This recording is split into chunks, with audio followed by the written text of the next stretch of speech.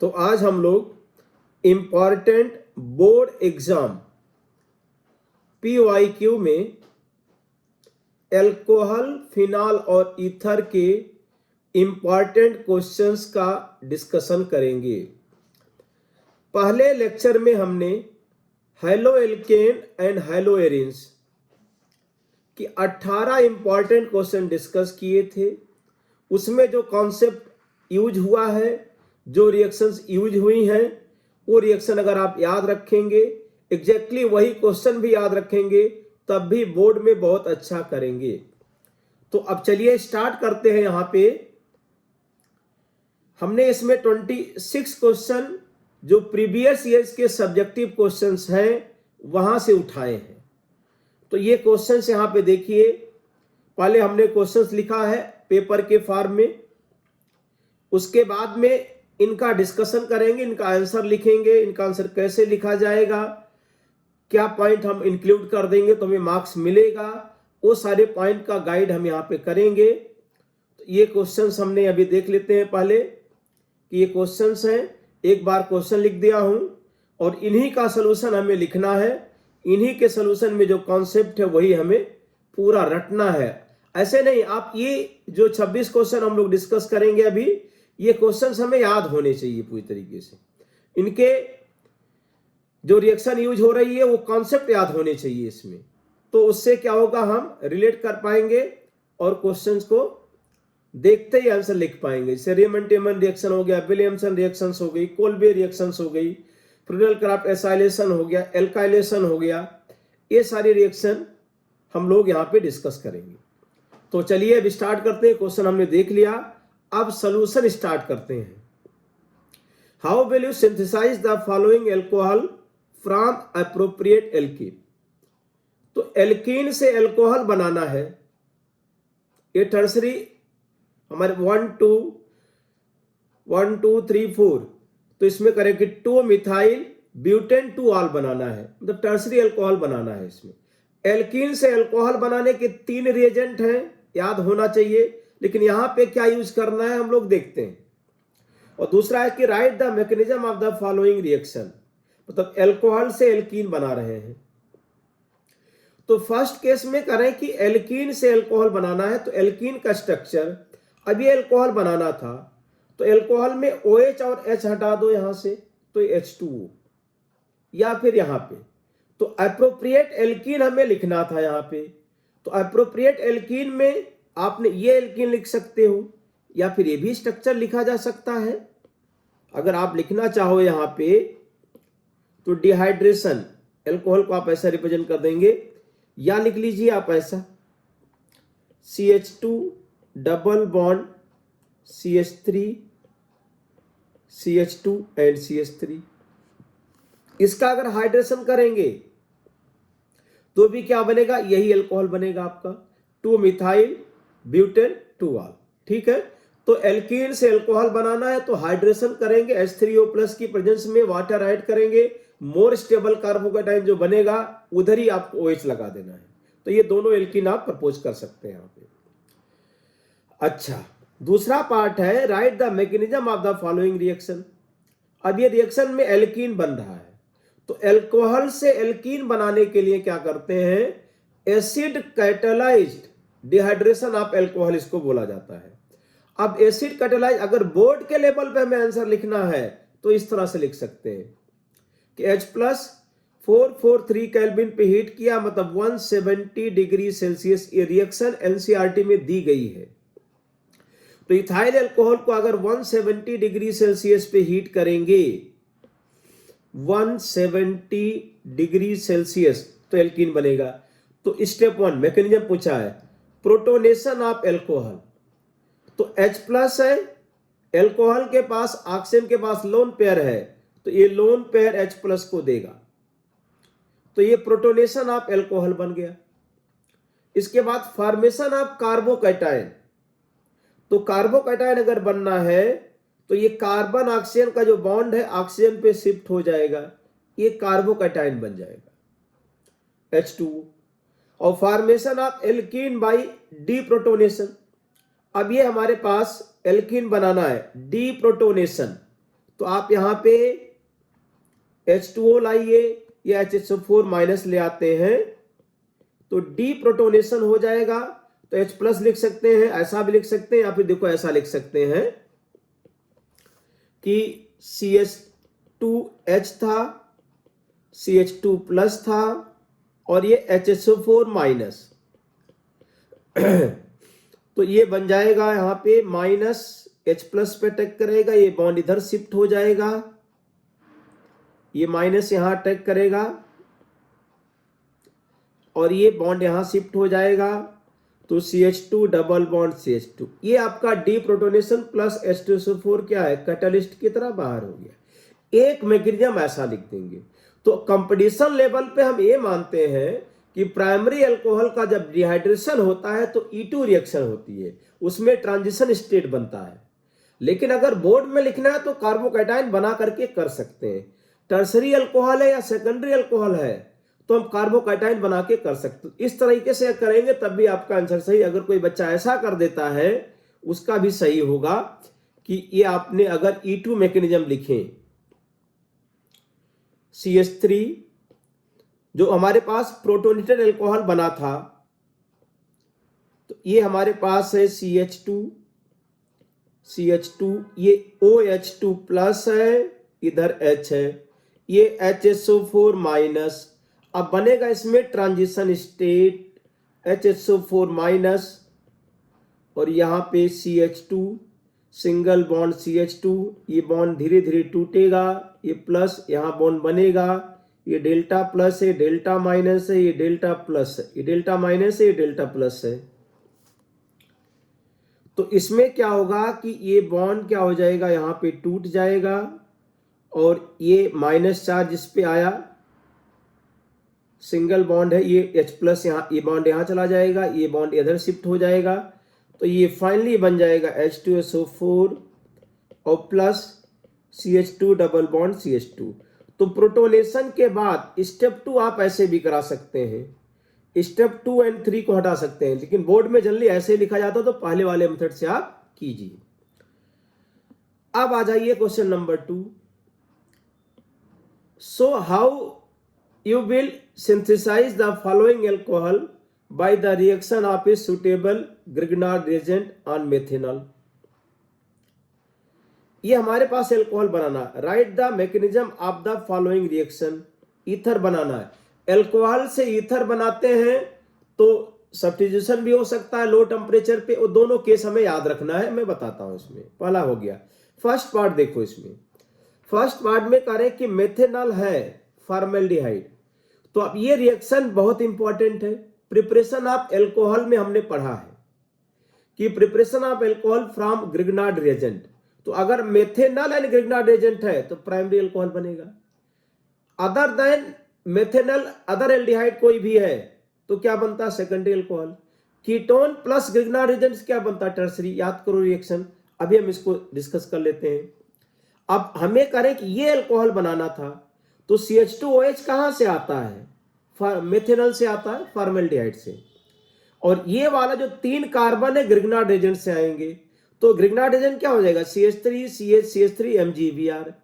इसका जब यहां पे रिएक्शन कराएंगे तो ये करें कि माइनस चार्ज है, इस पे प्लस है, और ये बॉन्ड जब यहां पे शिफ्ट होगा तो कार्बन पे प्लस चार्ज आएगा, वहीं पे न्यूक्लियोफाइल अटैक करेगा।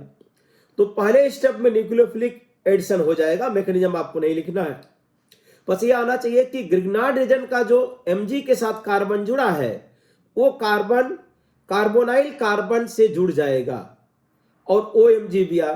अब हाइड्रोलिसिस कर देंगे तो ये OH आ जाएगा यहाँ पे, तो ये बन गया यहाँ पे। अब इसके बाद सेकंड देखो, एथेनॉल से ईथर बनाना है, ये SN2 रिएक्शन है। अब ये मैकेनिज्म पूछा है, तो एथेनॉल से एल्कीन बनाने का भी एग्जाम में पूछा जा चुका। एथेनॉल से एल्कीन भी बना सकते हैं और एथेनॉल से ईथर भी बना सकते हैं। इसमें दोनों अगर टेम्परेचर 170 डिग्री सेल्सियस है तो एल्कीन बना था, अगर टेम्परेचर 140 डिग्री सेल्सियस है तो क्या बनेगा, ईथर बनेगा। ये दोनों रिएक्शन बहुत इंपॉर्टेंट है। ये यहां पे टेम्परेचर आ जाएगा 140 डिग्री सेल्सियस। अब एल्कोहल है, एसिड कैटालाइज्ड है, तो पहले होगा प्रोटोनेशन ऑफ एल्कोहल। तो तो प्रोटोनेशन ऑफ एल्कोहल में ऑक्सीजन का जो लोन पेयर है H+ पे अटैक कर देगा, तो ये प्रोटोनेटेड एल्कोहल बन जाएगा।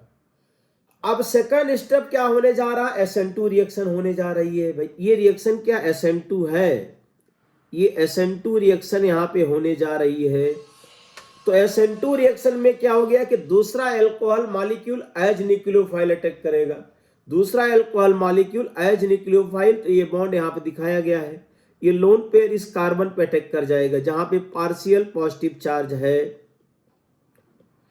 तो ये कार्य यहां पे अटैक कर जाएगा और क्या होगा, ट्रांजिशन स्टेट बनेगा, फाइनली क्या बन जाएगा, ये प्रोटोनेटेड ईथर बन जाएगा। अब प्रोटोनेटेड ईथर से क्या होगा, डीप्रोटोनेशन होगा। तो डीप्रोटोनेशन जब होगा तो H+ बाहर चला जाएगा और यहां पे बन जाएगा आपका ईथर। इस स्टेप को ऐसे भी लिख सकते हैं कि ये हमारे पास यहां पे ऐसा लिख सकते हैं कि ये हमारे पास अगर HSO4 माइनस है तो H+ यहां से लेगा ये, तो CH3 CH2 oxygen CH2 CH3 और प्लस H2SO4। इस तरह से डीप्रोटोनेशन ऑफ ईथर हो जाएगा, प्रोटोनेटेड ईथर। तो हमें फाइनली क्या बन जाएगा, ईथर। तो ये हमारे पास रिएक्शन। अब देखो ये बार बार रिपीट होती है, आपके एग्जाम में भी पूछ लिया जाए तो कोई ताज्जुब की बात नहीं होगी इसमें। इथाइल अल्कोहल से अगर 170 डिग्री सेल्सियस है तो क्या बनेगा, एल्कीन। 140 है तो उसी कॉन्सेंट्रेटेड H2SO4 से क्या बनेगा, ईथर बनेगा।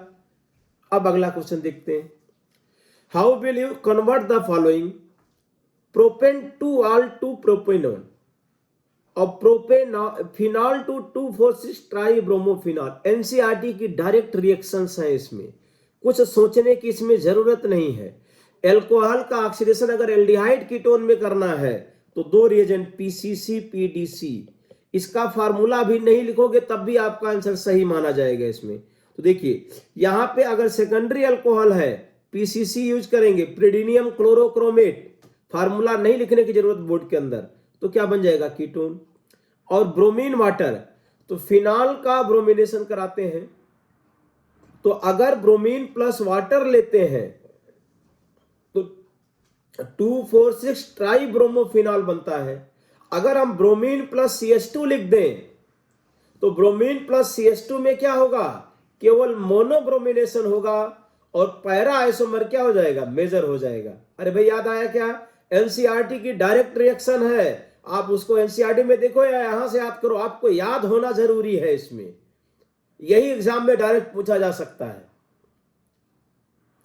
अब आ जाइए फोर्थ क्वेश्चन देखते हैं, how are the following conversions carried out, propene to propan two ol, मतलब एल्कीन से एल्कोहल बनाना है। टोटल 3 रिएक्शन है, एल्कीन से अल्कोहल बनाने का 3 रिएजेंट आपको याद रखना, मतलब आपके सामने आते ही अपलोड होनी चाहिए फाइल कि 3 ही रिएजेंट हैं एल्कीन से अल्कोहल बनाने के लिए हमारे काम के। अभी आप MSc BSc नहीं कर रहे हो, आपको 3 रिएजेंट से काम हो जाएगा। Hydration of alkene, acid catalysed, तो कार्बोकैटायन के थ्रू होगा। OMDM ऑक्सीमर्क्यूरेशन डीमर्क्यूरेशन हो जाएगा आपका इसमें। इसके बाद HBO हाइड्रोबोरेशन ऑक्सीडेशन, ये हमारे पास 3 रिएजेंट है। अब यहां पे देखिए हमें propene to propan two ol, तो 2 रिएजेंट यूज कर सकते हैं इसमें, हम एसिड कैटालाइज्ड हाइड्रेशन कर सकते हैं। तो एसिड कैटालाइज्ड हाइड्रेशन में H3O+ लिखो और मोर स्टेबल कार्बोकैटायन जहां बनता है उधर ही OH लगाओ। या फिर अगर OMDM करें, ऑक्सीमर्क्यूरेशन डीमर्क्यूरेशन, तो वहां पे भी जहां पे मोर स्टेबल कार्बोकैटायन बनने के चांस हैं उधर ही OH लगाओ, आंसर सही हो जाएगा इसमें। तो इस तरीके से फर्स्ट लिख, आपको बोर्ड में लिखना, बस इतने लिख के आगे बढ़ो, मैं एक्सप्लेन कर रहा हूं, आपको एग्जाम में नहीं एक्सप्लेन करने की जरूरत है। Ethyl magnesium chloride to propan 1 ol. अब ग्रिग्नार्ड रिएजेंट से अगर हमें अल्कोहल बनाना है तो हमें एल्डिहाइड चाहिए, एल्डिहाइड या कीटोन। अच्छा अगर फॉर्मेल्डिहाइड है तो प्राइमरी अल्कोहल बनेगा, रटा होना चाहिए, ये प्राइमरी अल्कोहल बनने जा रहा है, सोचने का कोई स्कोप नहीं वहां पे। तो आप क्या करोगे इसमें, अगर प्राइमरी अल्कोहल बन रहा तो फॉर्मेल्डिहाइड लेना ही पड़ेगा, और 3 कार्बन बनाने ना, प्रोपेन और इथाइल है, तो केवल फॉर्मेल्डिहाइड वही बन ही सकता है। अगर प्राइमरी अल्कोहल जहां से आपको क्लिक कर जाए उधर से उठा लेना है आपको। तो इसमें क्या करना है कि जहां पे कार्बोनाइल कार्बन है उधर पे आप क्या लगा दो, ग्रिग्नार्ड एजेंट का नेगेटिव चार्ज लगा दो। यहाँ पे OMgCl आ गया। अब हाइड्रोलिसिस कर देंगे तो आ गया प्रोपेन 1 हो गया क्वेश्चन। इसके बाद क्या है भाई, benzyl chloride to benzyl alcohol. तो बेंजाइल एल्काइल हैलाइड से अल्कोहल अगर बना रहे हैं, एक्वस KOH, बात को सुनते रहना, अगर एल्काइल हैलाइड से अल्कोहल बनाना है एक्वस KOH लिख दो एरो के ऊपर। अगर एल्काइल हैलाइड से एल्कीन बनाना है एल्कोहलिक KOH लिख दो एरो के ऊपर, आपको आंसर मिल जाएगा इसमें। और रीअरेंजमेंट का केस ज्यादा बोर्ड के अंदर होता नहीं है, तो आपको ज्यादा इसमें परेशान होने की जरूरत ही नहीं है। तो एक्वस KOH लिया, बेंजाइल क्लोराइड से बेंजाइल अल्कोहल तुरंत बन गया, कोई मैकेनिज्म की जरूरत नहीं। अगला क्वेश्चन देखिए, how will you obtain the following benzoin from phenol. NCERT को बार बार पढ़िए, या जो पूछा गया है उसको मैं डिस्कस कर रहा हूं, आप इसको सुनिए और यहां से आप जितना लाइन बोल रहे हैं पूरा एकदम रटा होना चाहिए। बेंजोइन, बेंजोक्विनोन कोई कहे कि तो फिनॉल से बनता है भाई, Na2Cr2O7H2SO4 एरो पे लिखेंगे तुरंत फिनॉल से बेंजोक्विनोन बन जाएगा। रटा होना चाहिए पूरी तरीके से रिएजेंट, आपको इसमें सोचने का मौका ही नहीं देना चाहिए। वहां पे ऑर्गेनिक केमिस्ट्री में सोच के क्वेश्चन नहीं किए जाएंगे बोर्ड लेवल पे, उधर कोई मैकेनिज्म नहीं पूछा जाता है। आपको नीट और बोर्ड वाले इतने चाहते हैं कि हमने NCERT में जितनी रिएक्शंस का नाम लिखे हैं उसमें reagent, reactant, product, reagent, reactant, product, इस पे कमांड होनी चाहिए आपको। तो ये फिनॉल था, बेंजोक्विनोन बनाना था, हमने क्या ऐड कर दिया Na2Cr2O7H2SO4, बेंजोक्विनोन बन गया यहां पे। अब दूसरा क्या है, 2-मिथाइल प्रोपेंटुऑल फ्रॉम मिथाइल मैग्नीशियम ब्रोमाइड। अब मिथाइल मैग्नीशियम ब्रोमाइड मतलब ग्रिग्नार्ड रेजेंट है और हमें 2-मिथाइल प्रोपेंटुऑल बनाना है। तो 2-मिथाइल प्रोपेंटुऑल को तो आप पहले समझो कि 2 पे मिथाइल भी है, 2 पे ऑल भी है, तो ये टर्सरी अल्कोहल है भाई, और टोटल 4 कार्बन है। तो प्रैक्टिस तो पहले से होना चाहिए, नहीं तो सिर्फ याद करने से तो बात बनेगी नहीं इसमें। तो इसका स्ट्रक्चर आप लिख सकते हैं कि 2-मिथाइल प्रोपेंटुऑल, ये आपको दिया गया है, ये 2-मिथाइल प्रोपेंटुऑल।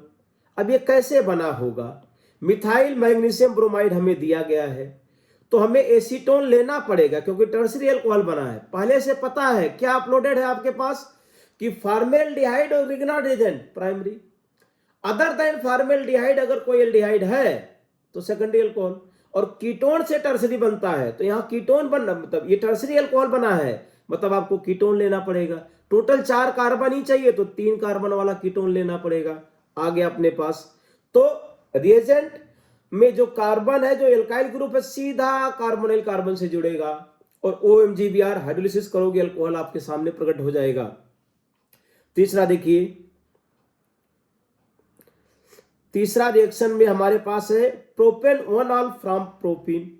तो प्रोपीन से प्रोपेन 2 बनाने के लिए पूछा जाएगा, प्रोपीन से प्रोपेन 1 मतलब किसी साल 1 बनवाया है, किसी साल 2 बनवाया है। इसमें यही क्वेश्चन बार बार रिपीट हो रहा है भाई, PYQ ही है ये, इसी से क्वेश्चन पूछा जाएगा। अब देखो आप कि अगर प्रोपेन 1 बनाना है हमें तो HBO, हाइड्रोबोरेशन ऑक्सीडेशन। अब हाइड्रोबोरेशन ऑक्सीडेशन का reagent B2H6 THF H2O2 and OH-। तो कोचिंग के अंदर अगर कंपटीशन में हम HBO बार बार लिखते हैं और आपने भी HBO याद करके रखा है और एग्जाम के अंदर आप HBO लिख के आते हैं तो शायद आपको नंबर ना मिले, क्योंकि रिएजेंट पूरा लिखना पड़ेगा, रिएक्टेंट, रिएजेंट एंड प्रोडक्ट, तब नंबर मिलेगा आपको। इसमें कोई शॉर्टकट वहां पे नहीं चलेगा इस टाइप से। तो आपको क्या बन गया, प्रोपेन 1। अब क्वेश्चन नंबर 6 देखते हैं हम लोग, predict the products of the following reactions.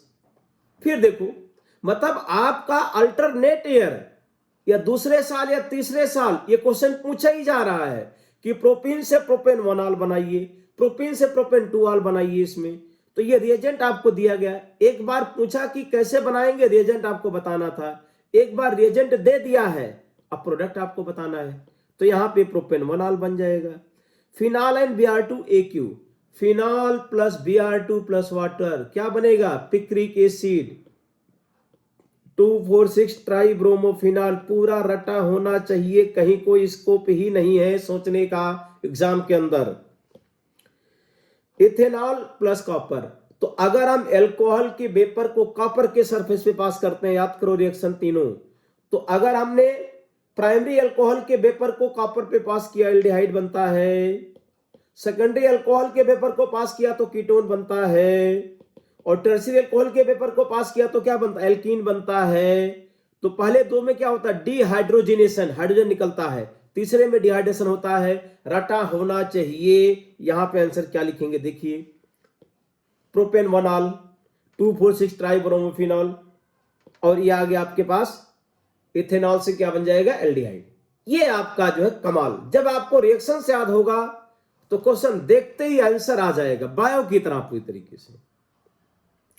Draw the structure and name of product formed if the following alcohols are oxidised, assume that the excess of oxidizing agent is used। Okay, अब ये alcohol के oxidation की बात कर रहे हैं। Alcohol के oxidation के लिए बहुत ज्यादा रिएजेंट नहीं है, जितना एनसीईआरटी में यूज है 3-4 बार यूज करो आपको याद हो जाएगा। अगर ये हमारे पास प्राइमरी अल्कोहल है, एक्सेस रिएजेंट यूज करेंगे तो क्या हो जाएगा? आपका एसिड में चला जाएगा। अगर सेकेंडरी अल्कोहल है तो कीटोन पे रिएक्शन रुकेगी। टर्सरी 2 मिथाइल 1 प्रोपेनॉल, तो 1 है तो अल्कोहल एसिड पे चला जाएगा। तो इसमें कह रहे हैं कि assume that the excess of oxidising agent use किया है आपने। तो अगर ऑक्सीडाइजिंग एजेंट KMnO4 है या K2Cr2O7 है, प्राइमरी से एसिड बनाओ, सेकेंडरी से कीटोन बनाओ, और अगर प्राइमरी है तो फिर एसिड बनाओ, तो तुरंत आपका आंसर देखो। रिएजेंट का नाम भी या नहीं लिखेंगे तब भी चलेगा, KMnO4H+ लिख दो, K2Cr2O7H+ लिख दो आप इसमें, तो रिएजेंट के साथ आपका क्या हो जाएगा? एल्कोहल से एसिड, सेकेंडरी से कीटोन, टर्सरी का एल्कोहल का इजीली ऑक्सीडेशन होगा ही नहीं, वो आपको लिखने की जरूरत ही नहीं। How do you convert the following phenol to anisole? अब फिनॉल से एनिसोल का नाम तो पता होना चाहिए, एनिसोल का स्ट्रक्चर पता होना चाहिए, तभी आप उसको कन्वर्ट कर पाओगे। Ethanol to propan two ol, write mechanism of the following, ये बार बार रिएक्शन आ रही है कि आपको बोल दिया हमने इथाइल अल्कोहल से एल्कीन बनाने की रिएक्शन, एल्कीन बनेगा तो मैकेनिज्म लिखना, ईथर बनेगा तो मैकेनिज्म लिखना, और प्रोपीन से प्रोपेन-1-ऑल, प्रोपीन से प्रोपेन-2-ऑल, यही पूछा जा रहा बार बार। तो कोई ऐसा नहीं है, जो हमने क्वेश्चन सेलेक्ट किए हैं एकदम solid to the point board exam question ही है। Write mechanism of the following reaction, phenol to anisole. अब आ जाइए पहले, तो देखिए फिनॉल की सबसे पहले सोडियम हाइड्रोक्साइड से रिएक्शन कराएंगे तो सोडियम फिनॉक्साइड बन जाएगा, और सोडियम फिनॉक्साइड ये न्यूक्लियोफाइल की तरह बिहेव करेगा, और सोडियम फिनॉक्साइड की रिएक्शन अगर हम मिथाइल क्लोराइड से करा दें तो क्या बन जाएगा? यहां पे ये माइनस था, ये प्लस था, ये माइनस था, सोडियम प्लस है, तो ये माइनस कार्बन पे चला जाएगा, यही एनिसोल है। ये मिथॉक्सी बेंजीन है, इसी का नाम क्या? एनिसोल है। यहां पे एनिसोल, मिथॉक्सी बेंजीन बन गया। और दूसरा क्या है? एथेनॉल टू प्रोपेन-2-ऑल बनाना है हमें इसमें, एथेनॉल टू प्रोपेन-2-ऑल, एथेनॉल हमारे पास आ जाएगा एथेनॉल टू प्रोपेन-2-ऑल। ओके, हमें एक कार्बन बढ़ाना है इसमें, तो सबसे पहले क्या करेंगे? एथेनॉल से अल्कोहल से एल्डिहाइड बनाएंगे, एथेनॉल बना लेंगे। तो एक इसमें कह रहे हैं कि एथेनॉल सा एथेनॉल बन गया। अब एक कार्बन बढ़ाना है और हमें सेकेंडरी अल्कोहल भी बनाना है, तो तुरंत मिथाइल मैग्नीशियम ब्रोमाइड से रिएक्शन करा देंगे। तो मिथाइल मैग्नीशियम ब्रोमाइड से रिएक्शन कराओगे तो ये एडिशन कंपाउंड बढ़ेगा, और जैसे ही हाइड्रोलिसिस करेंगे सेकेंडरी अल्कोहल बन के तैयार है यहाँ पे। तो ये बन जाएगा CH3 CHOH एंड CH3, प्रोपेन-2-ऑल यहाँ पे बन गया। अब अगला पार्ट क्या है? Write mechanism of the following, ये 5 मार्क्स का क्वेश्चन है। अब ये मैकेनिज्म ऑफ द फॉलोइंग, वही रिएक्शन बार बार रिपीट हो रही है। पहले क्या लिखेंगे? 3 स्टेप लिखना है। प्रोटोनेशन ऑफ एल्कोहल, H+ आएगा तो इसका जो लोन पेयर है ये H+ पे अटैक कर देगा, protonated alcohol, formation of carbocation as intermediate. अब ये कह रहे हैं कि बॉन्ड यहां शिफ्ट होगा, कार्बोकैटायन बन जाएगा। डीप्रोटोनेशन के लिए क्या करना, आप डायरेक्ट ऐसे लिख दोगे तब भी आपको नंबर मिलेगा। अगर आपने ऐसे लिखा तब भी नंबर मिलेगा। CH2 प्लस, ये HSO4 माइनस, ये H था, ट्रांजिशन स्टेट बनाएंगे। इतनी उम्मीद नहीं करेगा आपको बोर्ड। ये transition state, CH2 single bond CH2 यहाँ पे, तो ये माइनस चार्ज यहाँ पे आएगा, ये बॉन्ड यहाँ शिफ्ट हो जाएगा, फाइनली बन जाएगा H2SO4 और प्लस CH2, ये आपका डीप्रोटोनेशन। तो 3 स्टेप याद कर लो इसमें। अच्छा, इसके बाद में थर्ड है, why phenol undergoes electrophilic substitution more easily than benzene. देखिए भाई, बेंजीन इलेक्ट्रोफिलिक सब्स्टिट्यूशन रिएक्शन देता है। अब फिनॉल का कार्य कि फास्ट रेट से देगा। अब फिनॉल फास्ट क्यों देगा, ये जो लिखा है आपको बोर्ड में तो वही लिखना है। फिनॉल के पास, फिनॉल में ऑक्सीजन के पास लोन पेयर है। अब ये लोन पेयर रिंग के अंदर जाएगा, तो जब रिंग के अंदर जाएगा तो आर्थो एंड पैरा पे क्या आएगा, आर्थो एंड पैरा पे निगेटिव चार्ज आ जाएगा। ये बॉन्ड यहां शिफ्ट हुआ, फिर पैरा पे निगेटिव। तो इस तरह से जब रेजोनेंस हुआ यहां पे, तो पॉजिटिव चार्ज क्या हुआ, डीलोकलाइज हो गया इसमें, निगेटिव चार्ज डीलोकलाइज हो गया इसमें। अब इलेक्ट्रोफाइल जब आएगा, मानो कि इलेक्ट्रोफाइल क्या आ रहा है इसमें, इलेक्ट्रोफाइल CH3CO प्लस आ रहा है, इलेक्ट्रोफाइल NO2 प्लस आ रहा है, इलेक्ट्रोफाइल SO3H प्लस आ रहा है। तो अगर इलेक्ट्रोफाइल यहाँ पे आएगा तो जहां पे नेगेटिव चार्ज होगा तो वहां पे अटैक कर देगा। तो फिनॉल में क्या लिखा है, OH group increases the electron density in benzene ring. तो कैसे इंक्रीज करेगा, बाय रेजोनेंस बता दिया। तो OH group increases the electron density in benzene ring by delocation of lone pair of electron, due to delocation या delocalization, by delocalization of, by delocalization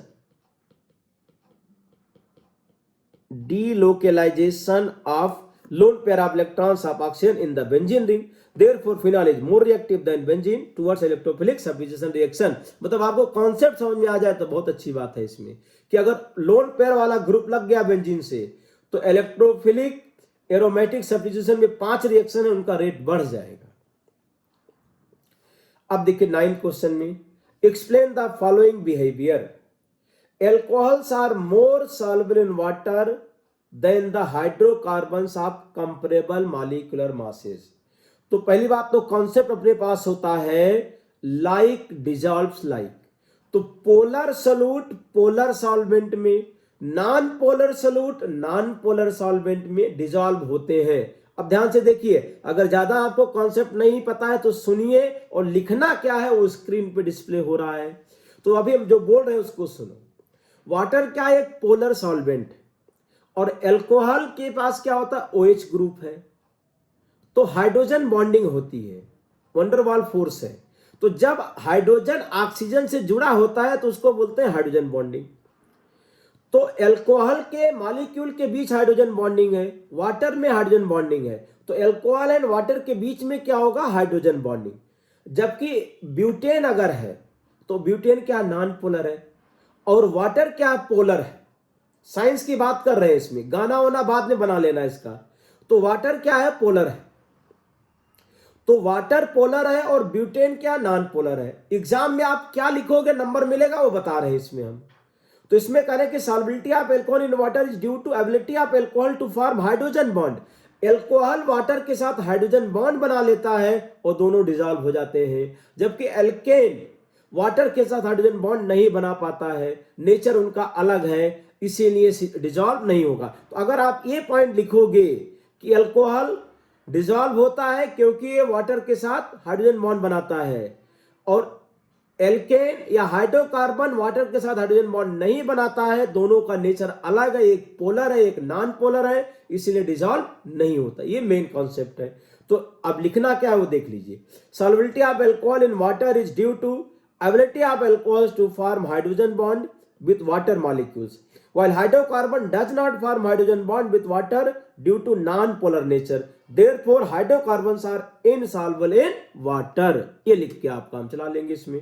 okay, मतलब आप समझेंगे तो अपने लैंग्वेज में भी कुछ ना कुछ लिख पाएंगे। अब इसके बाद कौन सा है हमारे पास, आर्थोनाइट्रोफिनॉल इज मोर एसिडिक देन आर्थोमिथॉक्सीफिनॉल। अब देखिए आर्थोमिथॉक्सीफिनॉल ये कंपाउंड है, ये आर्थोनाइट्रोफिनॉल है।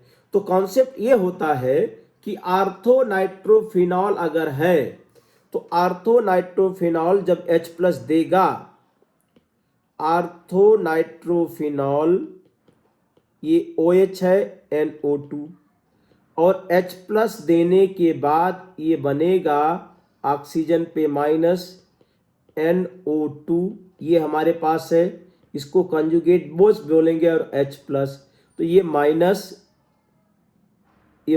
है और यहाँ पे भी माइनस, नहीं हाइड्रोजन बॉन्डिंग का केस यहाँ पे नहीं लेंगे अभी। ये NO2 हमारे पास आया माइनस और ये NO2 है।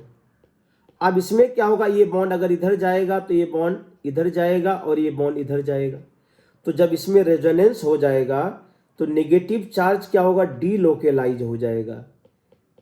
ऑक्सीजन पे माइनस कोऑर्डिनेट बॉन्ड, ये डीलोकेलाइज हो गया। तो अगर बेंजीन रिंग से आर्थो एंड पैरा पोजीशन पे -M इफेक्ट ग्रुप लगा है या -I, तो कंजुगेट बेस को क्या करेगा, स्टेबलाइज कर देगा।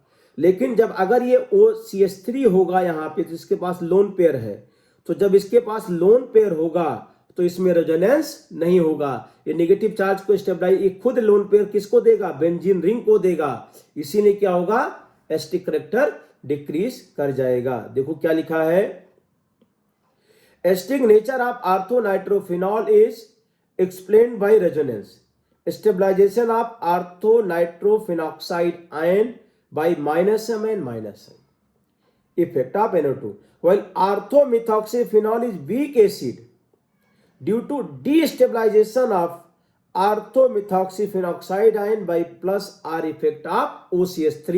ये एग्जाम में लिखोगे तो नंबर मिलेगा, गाना बनाने से नंबर यहाँ पे नहीं मिलेगा कि आया दे दिया, ए आया ले लिया, उसमें जोक्स बन जाए, डबल मीनिंग बन जाए, उससे क्वेश्चन का आंसर नहीं बनेगा। एग्जाम में आपको ये लिखना होगा तो नंबर आपको मिलेगा कि -M इफेक्ट की वजह से नेगेटिव चार्ज डिलोकलाइज हो गया और +M इफेक्ट की वजह से नेगेटिव चार्ज डिलोकलाइज नहीं होगा, इसीलिए उसका एसिटिक करैक्टर कम हो जाएगा। ये पॉइंट यहां पे आ गया। अब आइए क्वेश्चन नंबर 10 देखते हैं हम लोग। The following is not an appropriate reaction for the preparation of tertiary butyl ether. ये बहुत ही इंपॉर्टेंट रिएक्शन है। एल्काइल हैलाइड से और सोडियम सॉल्ट ऑफ एल्कोहल, ये विलियमसन रिएक्शन भी इसके अंदर है। प्रिपरेशन ऑफ एल्कीन का बहुत अच्छा मेथड भी है ये। तो the following is not an appropriate reaction for the preparation of tertiary butyl ethyl ether, ये गलत लिखा है। अब हमसे पूछा क्या है इन्होंने, what would be the major product of this reaction, इस रिएक्शन का मेजर प्रोडक्ट क्या है। Write a suitable reaction for the preparation of tertiary butyl ethyl ether. तो अब इसमें मैंने आपको रटाया हुआ है, अगर हमारे लेक्चर आप देखेंगे ऑर्गेनिक केमिस्ट्री के, तो हमने रटाया हुआ है अच्छी तरीके से कि अगर यहां पे देखिए, एक बार रिपीट कर दे रहे हैं कि अगर हमें दिया गया है मिथाइल हैलाइड है और ये प्राइमरी हैलाइड है और सोडियम सॉल्ट ऑफ एल्कोहल, तो यहां पे क्या बनेगा, ईथर बनेगा। कौन सी रिएक्शन होगी, SN2 रिएक्शन। और अगर ये सेकेंडरी हैलाइड है या टर्सरी हैलाइड है और सोडियम सॉल्ट ऑफ एल्कोहल यहां पे है, तो ये रिएक्शन क्या हो जाएगी, E2 मतलब इलिमिनेशन। तो क्या लिखना है, एल्कीन लिखना है, ईथर एंड एल्कीन। तो secondary halide, tertiary halide, sodium salt of alcohol, alkene लिखना है। जिधर हाइड्रोजन लगा हुआ है उधर से हाइड्रोजन हटाओ और एडजेसेंट, ये अल्फा कार्बन होता है बीटा, और बीटा कार्बन से हाइड्रोजन हटा के डबल बॉन्ड लगा दो यहाँ पे, तो बीटा कार्बन से हाइड्रोजन हटा करके डबल बॉन्ड लगाया तो ये क्या बन गया यहाँ पे, एल्कीन। बाई प्रोडक्ट आप एल्कोहल इसका नहीं लिखोगे तो भी चलेगा और NaCl नहीं लिखेंगे तब भी चलेगा। ऑर्गेनिक केमिस्ट्री में मेन प्रोडक्ट हमें लिखना होता है। अब कह रहे हैं कि सेकंड पार्ट में कि टर्सरी ब्यूटाइल इथाइल ईथर बनाने के लिए हम कौन सा रिएजेंट यूज करें। टर्सरी ब्यूटाइल इथाइल ईथर बनाने के लिए हम कौन सा रिएजेंट यूज करें, तो आपको मैंने बताया कि इथाइल क्लोराइड ले लीजिए और appropriate sodium salt of alcohol, तो सोडियम ब्यूटाऑक्साइड यूज कर लीजिए। यहाँ पे सोडियम ब्यूटाऑक्साइड जब यहाँ पे यूज कर लिया तो ये बन गया टर्सरी ब्यूटाइल इथाइल ईथर। अरे भाई याद रहेगा क्या, methyl halide, primary halide, sodium salt of alcohol, ether लिखना है। इसी रिएक्शन को हम नेम रिएक्शन के नाम से भी पढ़ेंगे, विलियमसन ईथर सिंथेसिस के नाम से इसको पढ़ेंगे। अभी ये दोनों पार्ट का क्वेश्चन हो गया, 2 मार्क्स में थे, आपको ज्यादा लिखना ही नहीं इसके अंदर। ये रिएक्शन यहां लिख दीजिए, दोनों का रिएक्शन लिख दीजिए, एप्रोप्रिएट रिएजेंट आपको याद है, समझ में आ गया। Right the chemical equation for the preparation of phenol from benzene using oleum and sodium hydroxide, मतलब H2H2O7 इसकी प्रेजेंस में बनाना है। अब देखिए ये प्रिपरेशन ऑफ फिनॉल में दिया गया है, 4 रिएक्शन दिए गए हैं फिनॉल के प्रिपरेशन के लिए एनसीईआरटी के अंदर, वो 4 मिनिमम याद रखिए। मार्केट में जितने मेथड्स अवेलेबल हैं वो सेकेंडरी हैं, पहले हम एनसीईआरटी में जितने मेथड हैं उतना याद होना चाहिए, उसके बाद जंगल में जाना चाहिए। ऑर्गेनिक केमिस्ट्री एक जंगल है, उधर से निकलना बड़ा मुश्किल है, तो आप इस तरह से इंटर कीजिए कि आप निकल आइए एग्जाम के हिसाब से, नहीं तो आप खो जाएंगे तो वापस नहीं आ पाएंगे इसमें। तो इसीलिए क्या है कि एनसीईआरटी में जो रिएक्शन दी गई है पहले उस पर अपनी मास्टरी कीजिए, उसके बाद में मैकेनिज्म ऑफ रिएक्शन ये भी बन सकता वो भी बन सकता है, ये सारी चीजें बाद में, पहले टू द पॉइंट।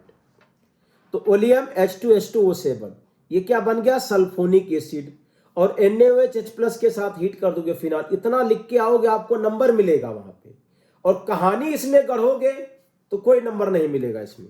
हाँ, इसको हम एक्सप्लेन कर सकते हैं, इसको एक्सप्लेन ऐसे कर सकते हैं कि एक्सप्लेनेशन आप घर पे कीजिए, एग्जाम के बाद कीजिए, एग्जाम के पहले कीजिए, एग्जाम में टू द पॉइंट लिखिए। ये ओलियम आपको H2H2O7 है तो पहले सल्फोनेशन हो जाएगा, तो स्टेप 1 में आप सल्फोनेशन जब करेंगे तो ये हमारे पास H2H2O7 है, तो ये बन जाएगा यहां पे SO3H, ये बन गया सल्फोनिक एसिड। स्टेप 2 में फ्यूजन करेंगे, fusion with sodium hydroxide, sodium hydroxide के साथ इसको फ्यूज करेंगे। तो जब ये SO3H था और NaOH के साथ जब इसको फ्यूज किया जाता है तो पहले ये बनता है SO3Na, और SO3Na से जब फ्यूज कर दिया तो फाइनली बन जाता है ONa और प्लस Na2SO3। और स्टेप 3 में आप कर देंगे इसका हाइड्रोलिसिस। तो इसमें जब हाइड्रोलिसिस करेंगे तो आपको मेन प्रोडक्ट बनेगा यहां पे ONa और H3O+, तो आ जाएगा तुम्हारे पास यहाँ पे फिनॉल। बाई प्रोडक्ट को छोड़िए आप इसमें, तो कर ये आप इस तरह से आंसर लिखेंगे तो आपको मिलेगा नंबर। फिनॉल बनाने की 4 मेथड है, उनमें से एक पूछा गया है, चारों में से कोई भी पूछा जा सकता है। अब क्वेश्चन नंबर देखिए यहां पे 12, account for the following, boiling point of alcohols decreases with increase in branching of the alkyl chain, phenol does not give protonation reaction readily. Okay, बिल्कुल सही, बहुत कॉन्सेप्चुअल क्वेश्चन पूछे गए इसमें। तो अब इसमें कह रहे हैं कि हमें बॉइलिंग पॉइंट और इंटरमॉलिक्यूलर फोर्स का रिलेशन होता है। अब पूरा कॉन्सेप्ट तो यहां हम कवर नहीं कर सकते, आप इतना मानो कि अगर ब्रांचिंग होगी तो सरफेस एरिया क्या होगा, कम। ब्रांचिंग होगी तो सरफेस एरिया कम होगा, तो इंटरमॉलिक्यूलर फोर्स ऑफ अट्रैक्शन कम होगा, बॉइलिंग पॉइंट डिक्रीज कर जाएगा। फिर से बोल रहे हैं भाई, इसमें ध्यान से सुनो। अगर कोई कंपाउंड स्ट्रेट चेन लिखा है तो उसका सरफेस एरिया ज्यादा, ब्रांचिंग करोगे तो सरफेस एरिया कम, सरफेस एरिया कम होगा तो intermolecular force of attraction come, boiling point क्या होगा, डिक्रीज कर जाएगा।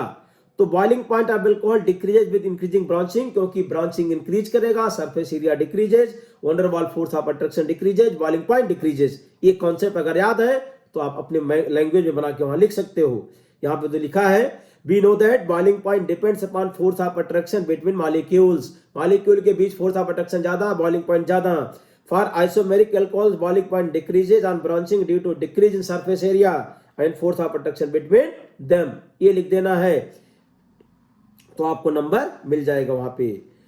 Phenol does not give protonation, अरे भाई फिनॉल में रेजोनेंस हो गया तो फिनॉल के पास लोन पेयर नहीं बचा, तो लोन पेयर नहीं बचा तो आसानी से H+ नहीं लेगा। तो ये फिनॉल अपने पास था, फिनॉल में OH था, तो OH के पास लोन पेयर है। अब एल्कोहल में रेजोनेंस नहीं होता तो एल्कोहल का प्रोटोनेशन इजिली हो जाएगा, लेकिन फिनॉल का प्रोटोनेशन इजिली नहीं होगा। क्यों नहीं होगा, क्योंकि ये लोन पेयर कहाँ गया, रिंग में चला गया, ये खाली ही नहीं है। तो जब खाली नहीं है तो प्रोटोनेशन नहीं होगा, पाई सिग्मा पाई।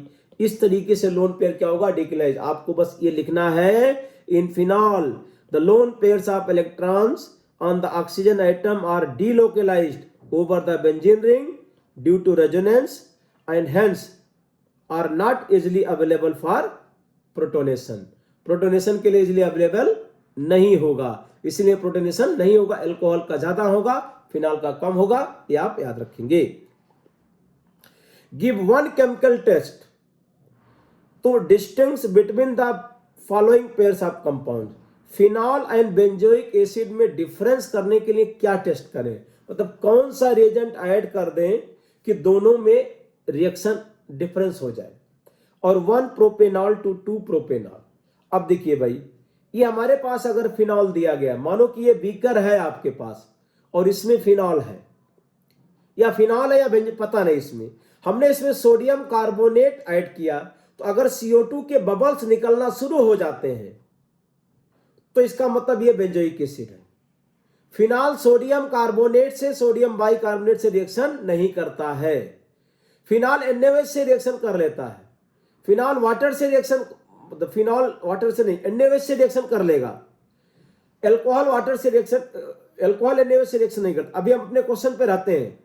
तो अगर ये कोई सोल्यूशन दिया गया है और अगर हमने इसमें सोडियम कार्बोनेट ऐड किया, हमें कंफ्यूजन था, कोई पूछा हमसे कि बताओ फिनॉल है कि एसिड है या बेंजोइक एसिड है, हमने सोडियम कार्बोनेट इसमें ऐड कर दिया, तो अगर CO2 के बबल्स यहाँ पे निकल रहे हैं तो ये क्या है, बेंजोइक एसिड है। CO2 का बबल्स नहीं बना मतलब ये फिनॉल है, खत्म। तो इसमें कह रहे हैं कि फिनॉल सोडियम कार्बोनेट से रिएक्शन नहीं करेगा, बेंजोइक एसिड होगा तो बबल्स बनेंगे किसके, CO2 के बबल्स यहाँ पे मिल जाएंगे। तो ये रिएक्शन आ गया जिससे हम डिफरेंस क्रिएट कर दिए। अब इसके बाद सेकंड देखो यहाँ पे कि propane 1 ol and propane 2 ol. तो propane 1 ol and propane 2 ol में हमें डिफरेंस क्रिएट करना है इसमें कि कौन ज्यादा, मतलब कैसे इनमें डिफरेंस। मान तो ये सोल्यूशन है, पानी है, हमने माना ये सोल्यूशन है, प्रोपेन 1 ऑल है कि प्रोपेन 2 ऑल हमें पता करना है। हमने इसमें क्या किया, क्लोरोफॉर्म और सोडियम हाइड्रोक्साइड ऐड कर दिया। Chloroform and sodium hydroxide add करने से अगर यहां पे LOPPT बन जाता है, एलो क्रिस्टलाइन सॉलिड बन जाता है, तो ये प्रोपेन 2 ऑल हो जाएगा। अगर ये प्रोपेन 2 ऑल है तो इसमें क्या बनेगा, क्रिस्टलाइन सॉलिड बन जाएगा। और अगर प्रोपेन 1 ऑल है तो नहीं बनेगा। तो अब हमें पहले से क्या याद होना चाहिए कि अगर हमारे पास कीटोन है, मिथाइल कीटोन या सेकेंडरी अल्कोहल में CHOH CH3 है, तभी क्या होगा, आइडोफॉर्म रिएक्शन होगी। तो हमें याद होना चाहिए कि कौन से कंपाउंड आइडोफॉर्म रिएक्शन देते हैं, तभी इस क्वेश्चन का आंसर हम लोग कर पाएंगे। अरे भाई समझ में आ गया क्या। तो प्रोपेन 1 ऑल आइडोफॉर्म टेस्ट नहीं देगा, प्रोपेन 2 ऑल आइडोफॉर्म टेस्ट देगा। तो इतना अगर आपको पता होगा तो ये क्वेश्चन का आंसर आप तुरंत लिख देंगे। अब देखते हैं question number 14। Account for the following, the boiling point of ethanol is higher than that of methanol. अब देखिए एथेनॉल में number of carbon atom increases, boiling point increases, दोनों में हाइड्रोजन बॉन्डिंग है तो ये पॉइंट इसमें आ जाएगा। Phenol is stronger acid than alcohol और phenol has higher boiling point than butanol. 3 marks का क्वेश्चन है जिसमें सभी में क्या क्या लिखना देखिए। Boiling point of alcohol increases with increase in number of carbon atom due to increase in van der Waals force of attraction. Van der Waals force of attraction या इंटरमॉलिक्यूलर फोर्स। तो एथेनॉल में 2 कार्बन, मेथेनॉल में 1, therefore boiling point of methanol is greater than methanol, ethanol is greater than methanol. इसके बाद देखिए second question है phenol is stronger acid than alcohol. अब phenol is stronger acid than alcohol, इसका reason ये हो जाएगा यहां पे कि अगर हम फिनॉल से H+ निकालें, फिनॉल से H+ अगर निकालते हैं तो बनता है फिनॉक्साइड आयन। फिनॉल से H+ निकाल दिया तो ये बना फिनॉक्साइड आयन। अब फिनॉक्साइड आयन जो है O पे -H+। अब इसमें क्या होगा रेजोनेंस, तो phenoxide ion stabilise by resonance, ये कॉन्जुगेट बेस होता है ये एसिड। तो अगर conjugate base stabilise by resonance है तो एसिड क्या हो जाएगा, स्ट्रॉन्गर एसिड। और अगर हम इथाइल अल्कोहल की बात करें OH, तो यहां से H+ निकला C2H5O पे -NH+। अब ये क्या बना इथॉक्साइड आयन, तो इसका क्या है प्लस आई इफेक्ट है। तो प्लस आई इफेक्ट से क्या करेगा, ऑक्सीजन पे इलेक्ट्रॉन डेंसिटी बढ़ा देगा तो क्या होगा अनस्टेबल। अनस्टेबल मतलब H+ आसानी से नहीं देगा तो वीक एसिड आ जाएगा। तो इसका रीजन आपको लिख देना है कि phenoxide ion stabilised by resonance due to delocalisation of negative charge on the benzene ring, while in ethoxide ion no resonance and density of negative charge on oxygen increases by plus I effect of ethyl group। तो ethoxide ion में ethyl group का plus I effect है तो electron density oxygen पे increase कर जाएगा। और phenoxide ion में बेंजीन में जब लोन पेयर डीलोकलाइज हो जाएगा तो ऑक्सीजन पे इलेक्ट्रॉन डेंसिटी डिक्रीज कर जाएगा तो stability increase. Therefore phenol is more acidic than alcohol, उसका रीजन ये लिखेंगे। बहुत इंपॉर्टेंट क्वेश्चन है, आपको इस तरह से याद कर लेना है। Phenol is more acidic than alcohol due to stabilisation of phenoxide ion by resonance. Alcohol में रेजोनेंस नहीं होगा इसलिए उसका एथॉक्साइड आयन, एल्कोक्साइड आयन क्या रहेगा, अनस्टेबल रहेगा due two plus I effect. ये आपको लिख देना है। अच्छा बॉइलिंग पॉइंट ऑफ क्वेश्चन क्या है, फिर से देखो क्वेश्चन देखिए। Phenol is stronger acid than alcohol, boiling point okay, phenol has higher boiling point than metal. अरे वाह, फिनॉल में क्या होगा, हाइड्रोजन बॉन्डिंग हो जाएगा, ब्यूटेन में हाइड्रोजन बॉन्डिंग नहीं होगा।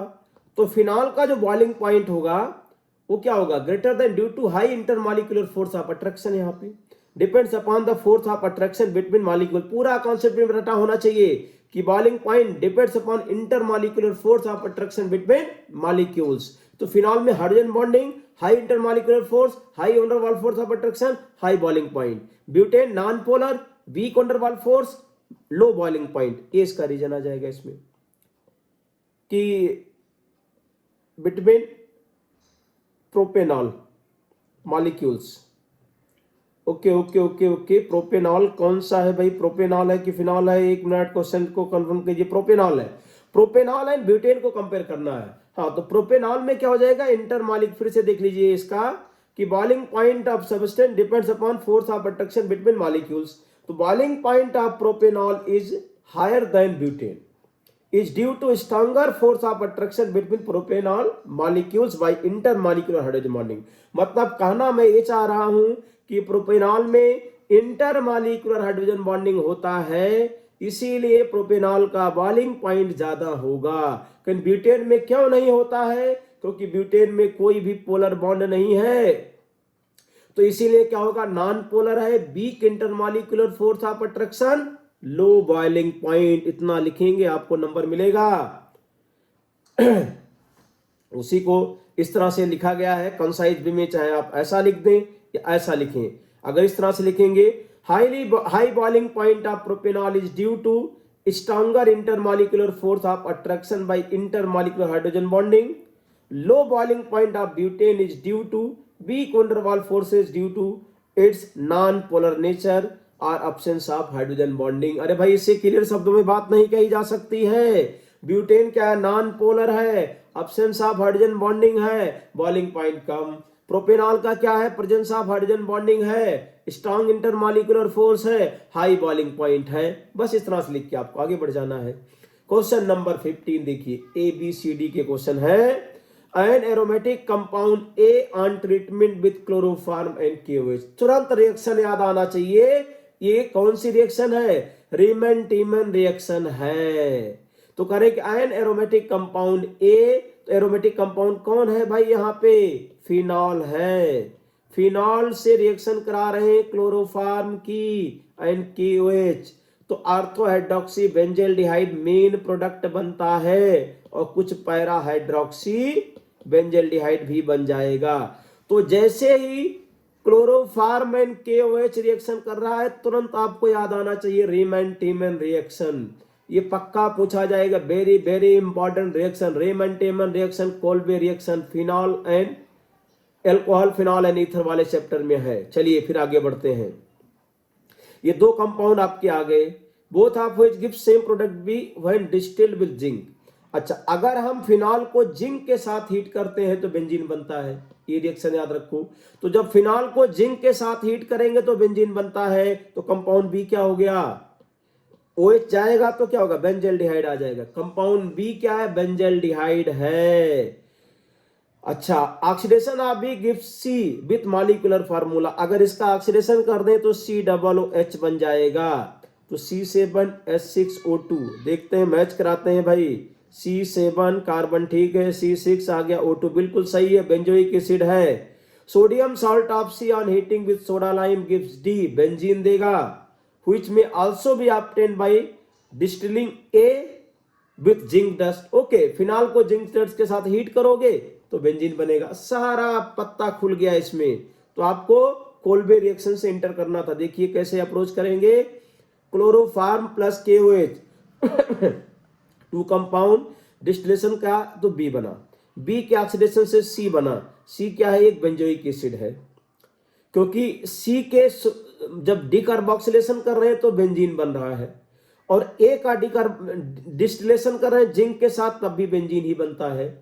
तो देयरफॉर कंपाउंड A इस फिनॉल हो गया, और A की जब रीमैन टीमन रिएक्शन कराएंगे तो ortho hydroxy and para hydroxy, तो बेंजेल्डिहाइड बनता है। इसका अगर हम यहाँ पे सोडियम सॉल्ट है और KOH से रिएक्शन अगर करा दे, अगर इसका हम हाइड्रोलिसिस करा देंगे H+, तो ये बन जाएगा ortho hydroxy benzaldehyde and para hydroxy benzaldehyde. तो ये दो कंपाउंड यहाँ पे आ गए। अब अगर इस पे इनको जिंक डस्ट के साथ हीट करते हैं तो OH हट जाएगा यहां से, तो एक बन जाएगा CHO आ जाएगा। OH आप ले लीजिए, जिंक डस्ट के साथ हीट करेंगे तो ये क्या बन जाएगा, OH के साथ यहां पे जब इसको हीट किया जिंक डस्ट के साथ हीट किया तो क्या बन गया, कंपाउंड B। तो कंपाउंड B क्या हो गया, बेंजेल्डिहाइड। अब कंपाउंड B का जब आपने ऑक्सीडेशन किया था तो क्या बना था, कंपाउंड B के ऑक्सीडेशन से बेंजोइक एसिड बना था भाई। कंपाउंड B के ऑक्सीडेशन से बेंजोइक एसिड बना था, तो सब रिलेट होंगे। A भी आ गया, B भी आ गया, C भी आ गया, C बेंजोइक एसिड, और D भी आ गया, बेंजीन हो गया इसमें। तो हमें कितने बताने थे, ABCD ही तो बताने थे इसमें, ABCD सब आ गए इसमें सामने। अब इसके बाद देखिए, how do you convert the following, phenol to toluene. Phenol से हमें टॉल्विन बनाना है और इथेनॉल से इथेनॉल। अब फिनॉल से अगर टॉल्विन बनाना है तो पहले बेंजीन बना लेते हैं भाई। आप क्या करो, इसमें फिनॉल को जिंक डस्ट के साथ हीट कर दो। तो फिनॉल को जब जिंक डस्ट के साथ हीट करेंगे तो क्या बन जाएगा, बेंजीन। और बेंजीन का क्या करा देंगे, alkylation, CHCl3 plus anhydrous AlCl3, तुरंत बन गया टॉल्विन। और एथेनॉल से एथेनॉल मतलब एथेनॉल, OL से अल बनाना है, PCC यूज करो या PDC यूज करो। इसमें प्रीडिनियम क्लोरोक्रोमेट या प्रीडिनियम डाइक्रोमेट, तो क्या बन जाएगा, अल्कोहल से एल्डिहाइड बन जाएगा। ये दोनों हो गए। एक एक मार्क्स के क्वेश्चन थे, ज्यादा इसमें लोड लेने की जरूरत नहीं है। Identify ABCDEF in the following. अच्छा क्वेश्चन है, इसमें रिकॉल करना सारी रिएक्शन। यहाँ पे देखो 6 सारे कंपाउंड को पहचानना है, इसमें आइडेंटिफाई करना है। अब ये कंपाउंड हमारे पास है एल्काइल हैलाइड। हमने बताया एल्कोहलिक केवेज के साथ रिएक्शन कराओगे तो एल्कीन बनेगा। तो कंपाउंड ए क्या एल्कीन है। एल्काइल हैलाइड की रिएक्शन अगर Mg ड्राई ईथर से कराएंगे तो ग्रिग्नार्ड रिएजेंट बनेगा। तो कंपाउंड ए जो हो जाएगा यहाँ पे, ये एल्कीन आ गया हमारे पास। कंपाउंड F पहले बता लिया कि ओके। अच्छा, अगर सोडियम सॉल्ट आप एल्कोहल लिया है यहाँ पे और ये प्राइमरी हैलाइड है तो F क्या बन जाएगा, ईथर बन जाएगा। ये विलियमसन ईथर सिंथेसिस रिएक्शन के नाम से जाना जाता है। विलियमसन ईथर सिंथेसिस, ये रिएक्शन यहाँ पे ऐसे माना जाएगा। अच्छा, एल्कोहलिक KOH है तो एल्कीन बन गया, ये कंपाउंड ये हो गया। HBr के साथ रिएक्शन करा रहे हैं तो स्टेबल कार्बोकैटायन मार्कोनी का एडिशन हो जाएगा, तो compound B। Sodium dry ether तो क्या हो गया, सोडियम ड्राई ईथर से हो गया वुड्स रिएक्शन, और वुड्स रिएक्शन में कंपाउंड C बन गया। इस तरीके से। अच्छा, Mg ड्राई ईथर से करेंगे कंपाउंड D, वाटर से रिएक्शन करेंगे एल्केन बाहर आ जाएगा। तो ये सारी रिएक्शन हम लोग पहले पढ़ चुके हैं। तो इनमें एल्केन, अगर ग्रिग्नार्ड रिएजेंट की रिएक्शन हम वाटर से कराते हैं तो एल्केन बनता है। जहाँ पे Mg प्लस था वहीं पे हाइड्रोजन लगा देना है और ये MgBrOH यहाँ पे बना लेना है। तो इस तरीके से ये क्वेश्चन नंबर 18 के हमने सारे पार्ट कर दिए। अब आप देखो, डिफाइन विथ इक्वेशन आ गया, रेमन टेमन रिएक्शन और विलियमसन सिंथेसिस, ये 2 से 3 बार हो चुका। मतलब ये क्या है कि ये रिएक्शन इतनी इंपॉर्टेंट है कि ये लगभग किसी ना किसी फॉर्म में पूछा ही जाएगा। अब देखो, रेमन टेमन रिएक्शन का मतलब यह है कि preparation of ortho hydroxy benzaldehyde by reaction of phenol with chloroform and sodium hydroxide. तो जब हम फिनॉल की reaction chloroform and sodium hydroxide से कराते हैं तो ऑर्थो हाइड्रोक्सी बेंजल्डिहाइड बनेगा आफ्टर हाइड्रोलिसिस। इसी को रेमन टेमन रिएक्शन कहा जाता है। 1 2 3 4 ये चारों प्रोडक्ट, तो ये रिएक्टेंट, ये रिएजेंट, क्लोरोफॉर्म एंड NaOH, ये इंटरमीडिएट, फिर NaOH से हाइड्रोलिसिस हुआ CHONA, एस्टिक हाइड्रोलिसिस होगा तो सैलिसिल एल्डिहाइड या ऑर्थो हाइड्रोक्सी बेंजल्डिहाइड, ये बन जाएगा। ये रिएक्शन आप 3 बार 4 बार लिख के याद कीजिए। अगर रेमन टेमन रिएक्शन कोई कहता है या एग्जाम में आ गया है तो ये तुरंत छप जाना चाहिए आपके पास, क्या पहले से अपलोड होना चाहिए। कैसे अपलोड होगा, जब आप इसको बिना देखे 3 से 4 बार लिखेंगे तब ये अपलोड होगा, तब आप एग्जाम में लिख पाएंगे। केवल सुनने से कुछ नहीं होने वाला है, सुनने से आप एग्जाम में परफॉर्मेंस नहीं दे पाएंगे। आप 2 घंटे अगर पढ़िए, आधा घंटे का ब्रेक लीजिए, 2 घंटे में क्या पढ़ा रिकॉल कीजिए। पेन पेपर हाथ में हमेशा होना चाहिए पढ़ते वक्त। रिएक्शन 10 मिनट पहले क्या पढ़ा था वो रिएक्शन लिखिए। बिना देख के लिख पा रहे हैं तो आप एग्जाम में लिख पाएंगे, अदरवाइज नहीं लिख पाएंगे। इंटरमीडिएट, इसमें सब्स्टिट्यूटेड बेंजन क्लोराइड होता है जिसके हाइड्रोलिसिस से हमें क्या बनता है, प्रोडक्ट मिल जाता है salicyl aldehyde. Williamson ether synthesis, अब आपको ये रिएक्शन देखिए कितने एकदम रटा होना चाहिए रामायण की तरह। अगर मिथाइल हैलाइड और प्राइमरी हैलाइड की reaction sodium salt of alcohol, अरे भाई क्या बोला मैंने, methyl halide primary halide sodium salt of alcohol ether बना देना है। Secondary halide tertiary halide sodium salt of alcohol alkene बना देना है। ज्यादा इसमें सोचना ही नहीं है। तो ये कह रहे हैं कि methyl halide primary halide react with sodium salt of alcohol in presence of alcohol to form symmetrical and unsymmetrical ether by SN2 reaction. This is known as Williamson ether synthesis reaction. अब देखिए यहाँ पे RX NaOR alcohol ether बन गया। अब ये RX बारे में बता दिया, मिथाइल एंड मिथाइल हो सकता है या प्राइमरी हो सकता है। तो primary halide and methyl halide से आपको क्या लिखना है, Williamson ether synthesis.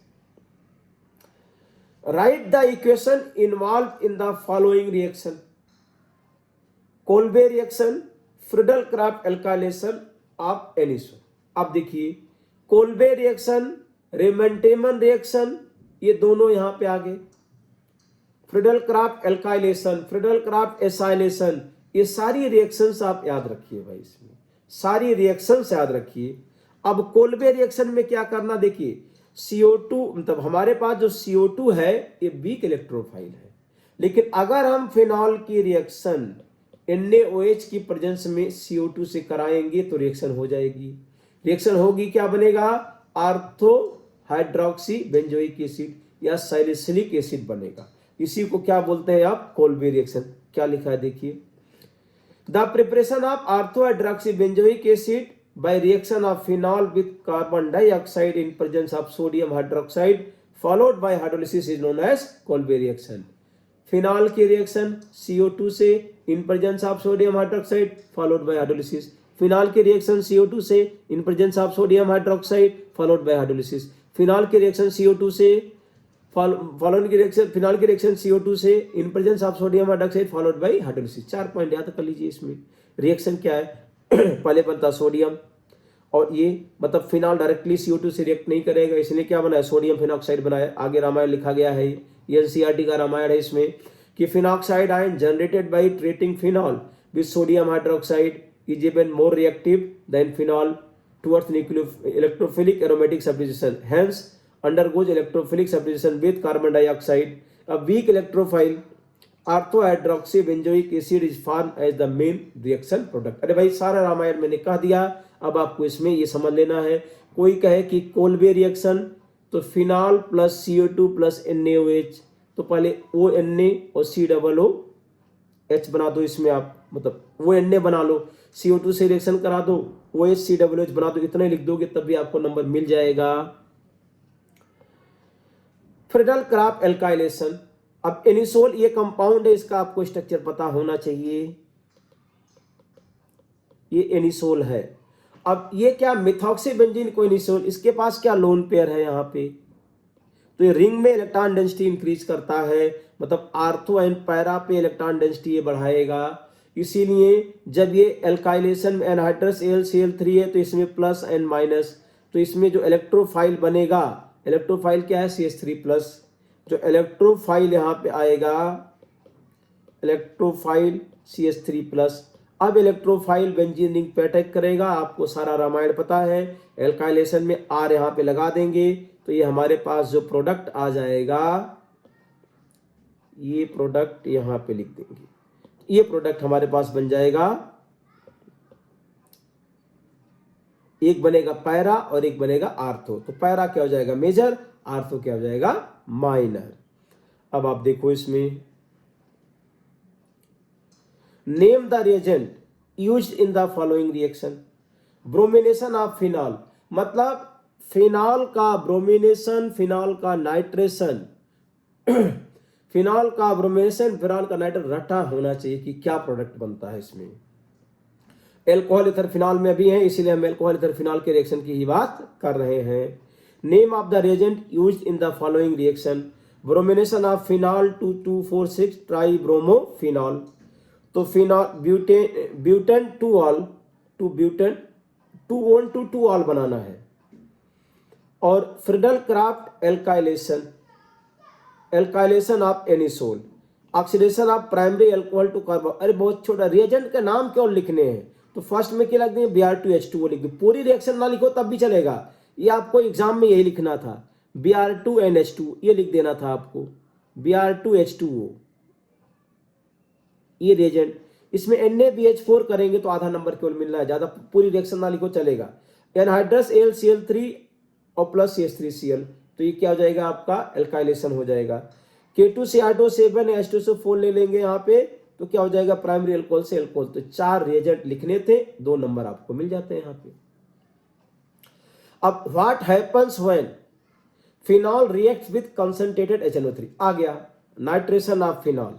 Ethyl chloride react with sodium ethoxide. अब देखिए ये दोनों रिएक्शन बहुत ही इंपॉर्टेंट हैं डायरेक्ट प्रोडक्ट पे पहुंचने के पहले।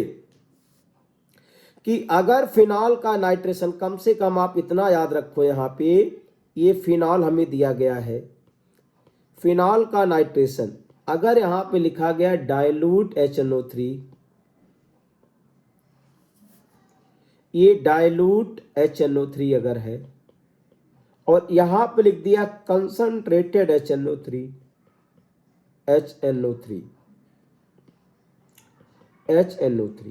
तो अगर डाइल्यूट HNO3 है तो मोनोनाइट्रेशन होगा यहाँ पे, और ortho and para, ortho nitrophenol और प्लस पैरा नाइट्रोफिनॉल बनेगा, ये मिक्सचर बनेगा यहाँ पे, ortho nitro and para nitro.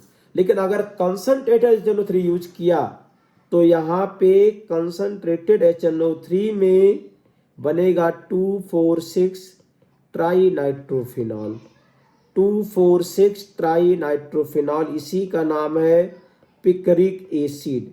यहाँ पे क्या बन जाएगा, पिक्रिक एसिड बन जाएगा। तो अब क्वेश्चन में कह रहे हैं कि विथ कंसंट्रेटेड HNO3 है तो आपको क्या बना देना, पिक्रिक एसिड बना देना है इसमें, तो क्या बन जाएगा, पिक्रिक एसिड। एग्जाम में आपको केवल इतना ही लिखना है, तो मैं आपको समझाने के लिए बोला, ये रिएक्शन आपको याद दिलाया कि अगर डाइल्यूट का पूछा जाएगा तो ये लिखेंगे, कंसंट्रेट का पूछा गया तो ये लिखा है इसमें आपने, और यहाँ पे आपको हाँ ethyl chloride react with sodium salt, अगर प्राइमरी हैलाइड है और सोडियम साल्ट ऑफ अल्कोहल है तो विलियमसन ईथर सिंथेसिस रिएक्शन है। नाम नहीं लिखा है फिर भी वही रिएक्शन आपको लिखना है, विलियमसन ईथर सिंथेसिस। यहाँ पे क्या बन जाएगा, ईथर बन जाएगा, यहाँ हमने प्रोडक्ट लिख दिया, ये ईथर बना, यहाँ पे रिएक्शन ऐसा प्रोडक्ट लिख दिया। इन प्रेजेंस ऑफ अल्कोहल है तो आप ये रिएजेंट ऐसा लिख सकते हैं, ये अल्कोहल बन, यहाँ पे गर्म बन गया, ईथर बन गया। अच्छा, what is the correct IUPAC name of the given compound. अब ये कंपाउंड में दिया गया, इसका करेक्ट IUPAC नेम, तो देखिए नंबरिंग आप यहां से कीजिए, 1 2 3 4, तो देखिए 2,2 डाइमिथाइल ब्यूटेनोइक एसिड, कहां पे ऑप्शन है, 2,2 dimethyl butanoic acid, 2,2 dimethyl butanoic acid. ये हमारे पास जो है हमने 26 question PYQ alcohol ether phenol के डिस्कस किए। फर्स्ट लेक्चर में हेलो एल्केन हेलो एरिन्स के क्वेश्चन हमने डिस्कस किए थे। आप दोनों चैप्टर में जितनी रिएक्शन आपको इन्वॉल्व हुई, आपको वो रिएक्शन याद होगा, बोर्ड में आप डेफिनेटली अच्छा करेंगे। अब अगले लेक्चर में हम लोग aldehyde, ketone and carboxylic acid, इसके PYQ और जितनी नेम रिएक्शन उसके अंदर है जो आपको जरूरत है उसको हम डिस्कस करेंगे। तो अगर हमारे लेक्चर को आप कंटिन्यू देखेंगे, मतलब इसमें कोई फालतू की बात नहीं, जो रिएक्शन आपको पूछा गया एग्जाम के अंदर हम वही डिस्कस कर रहे हैं केवल बस, और कितना लिखना है ये भी बता रहे हैं इसमें आपको, to the point, exam point of view के हिसाब से आपको। और देखिए ये PYQ है और क्वेश्चन रिएक्शन कई बार रिपीट हो रहा है इसमें, तो आप इतना अगर आप कीजिए मिनिमम तो आपका बोर्ड का पेपर डेफिनेटली अच्छा होगा। अगला लेक्चर हम एल्डिहाइड कीटोन का अपलोड करेंगे, PYQ question, subjective board exam, important board exam questions. Thank you.